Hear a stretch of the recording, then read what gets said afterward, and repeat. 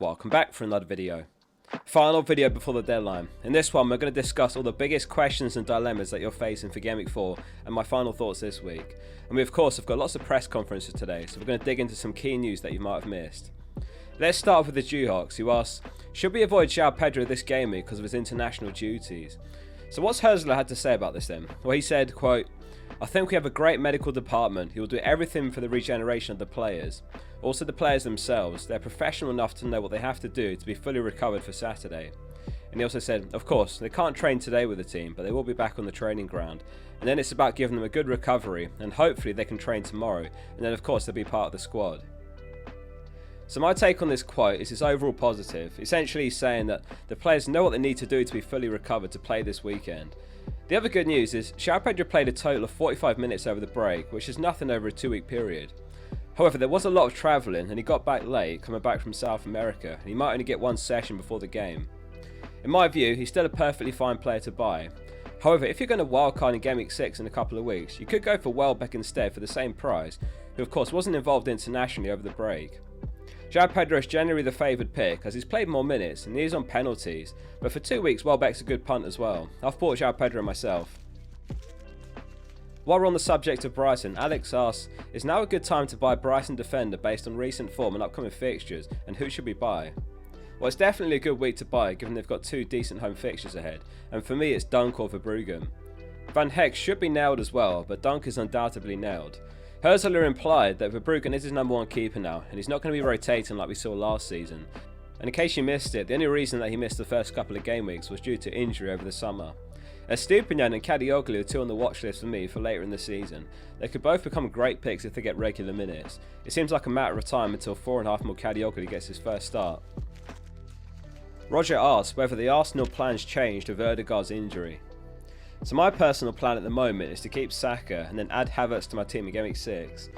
Even without Ødegaard, Arsenal should be able to beat Leicester and Southampton pretty comfortably in Gameweek 6 and 7. On Fantasy Football Scout, one of the many members features you get is team news and predicted lineups for all teams. Link below to join with a 40% discount. So here's the Arsenal predicted lineup, which I do agree with. Havertz has got a good chance of playing slightly deeper in midfield in the Ødegaard role, which reduces his appeal a little bit. This doesn't put me off buying him in Gameweek 6 currently though. And Ødegaard should be back around Gameweek 7. If you're weighing up buying Salah for Saka, then Ødegaard's injury might make that decision a bit easier, but could obviously backfire given Saka's record against Spurs. If you have made that move already, then you might take comfort in the Ødegaard injury in a way. If you haven't watched the experts video, that'll be on screen at the end. We did a deeper dive into Arsenal's record with and without Ødegaard in the team. Callum says, rate the app out of 10. Well, I'll give it a solid 10 in my unbiased opinion. If you've not got it yet, then you can join about 70,000 people that use the website now, which is crazy. It's out on both Android and iOS, links down below to get it. It's completely free with tons of useful FPL tools, and we've got some class features that we're working on, so it's only going to get better as well. Laticity asked, Diaz or Jota for his Liverpool triple up? He's already got Trent and Salah in his case.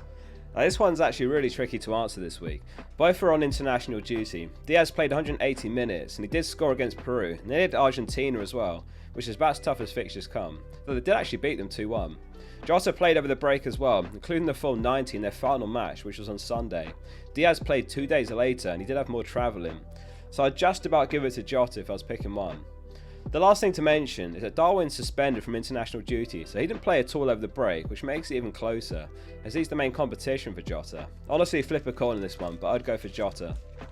Discharger 007 asks whether I think we'll be able to hold on for the elusive 5 free transfers, and if so, would you immediately use them for a mini wildcard, or would you use the wildcard and keep them? Now in case you missed it, this season onwards, the wildcard and the free hit no longer wipe your free transfers, which does affect strategy now. Now I would aim to have 3 or 4 maximum before wildcarding, because with a wildcard the goal is generally not to immediately have booked in transfers. So if you have a wildcard that's well thought out, there's every chance that you could roll twice and then you're up to 5 anyway. I think very few are going to be able to roll up to 5 this season. That said, the top ranked team yet to make a transfer is 5th in the world, but that's an anomaly, definitely not going to be typical. So I like the wildcard with the extra rolled transfers rather than spending them and wildcarding later. They're both pretty close though, really. The other thing worth mentioning is this new rule sort of kills the 1 week punts in FPL before wildcarding. Now previously, if you had 2 free transfers and you're about to wildcard, then you basically always take a 1 week punt on someone and then you take them back out if you need. So that's another strategy change. It's less worth it now because you can carry those transfers over after the wildcard. Hopefully I explained that well, I'm not sure if I did. Question from Daniel, who asks, is a downgrade from Varela to Lewis a priority move given Lewis's advanced role so far this season? I'd argue it's the opposite of a priority move.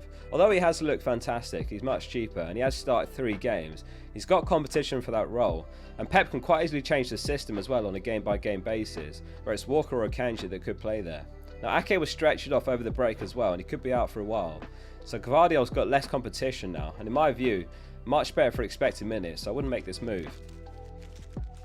Alsenio Lum asks, if having 3 midfielders under 6 mil is sustainable, is the only way to own Haaland, Salah, Palmer and Trent? Well, for this to work, you really need those sub 6 million midfielders to deliver, or you need all your premiums to deliver, and they simply won't every week. I managed to fit in Haaland, Salah, Palmer and Robertson on the wildcard video, which is 1 mil less than having Trent. But even then, that was with a view to selling Salah to Saka in Gameweek 6 to free up a further 2.5 mil or so. It can definitely work, but I think it's too much money chucked into 4 players. I mean, that's 45.5 million on 4 players with the 100 mil budget. From Gameweek 6 anyway, a combination like having Mbeumo and Havertz should outscore Palmer or Salah and a super cheap forward. A quick roundup of some other news then from the press conferences. Callum Wilson's behind where they wanted him to be, so Isak's minutes under absolutely no threat for the time being if you kept him, not even an early substitution looking likely. Though another very popular move this week was Isak to João Pedro or Welbeck to help fund Salah. It was reported yesterday that Haaland trained with the squad, but he will be allowed to take compassionate leave after the death of a close family friend, so there's been a bit of concern that the most owned player in the game could be a doubt for Gameweek 4. Now, Haaland's response on social media suggests that he's got no plans to take leave. The same actually happened last season with a family member passing. Pep was asked about it in the press conference and he said, quote, "It was a tough moment for him and his family and it was sad news. Our thoughts are with him and his family and we'll see tomorrow if he's mentally and physically able to play. My personal feeling is he will play." And obviously there's no risk in captaining him. He'll either start or he probably won't play at all, so just be careful with vice captaincy as always. Harvey Elliott's fractured his foot during the break and he's going to be out for the foreseeable future. Now the main player that's probably have an impact in is Szoboszlai, who looks a bit better for minutes. Kays has trained 3 or 4 times for Liverpool now. He's probably the one that's likely to come on for Salah than Elliott would have been. Some Man City news from Pep, who confirmed that both Rodri and Foden are back in training and available for selection. Foden's only 6.3% owned. It could be a crazy differential from Gameweek 7 when they've got a run of Fulham, Wolves, Southampton, Bournemouth and Brighton. Pep also stressed in the press conference that the first 3 game weeks are pre-season for him and pre-season's over, in the sense that they've no longer got midweek off and they're going to have plenty of midweek games, less time to recover and train, and he alluded to rotation as well, also saying that players won't be playing every match. So what's the latest on Solanke, who by the way, how has he still not dropped in price? Anyway, Postecoglou said Solanke's improved as well and he trained the back half of this week. We still have 2 days to go with those guys, so hopefully they get through the training okay and they are available. He also said that Van de Ven trained all the way through the international break and he's ready to play in the North London derby. Thanks for watching, and hit subscribe if this was helpful for weekly FPL content like this to help guide you through the season. We'll be live right here for a deadline stream tomorrow. See you all then.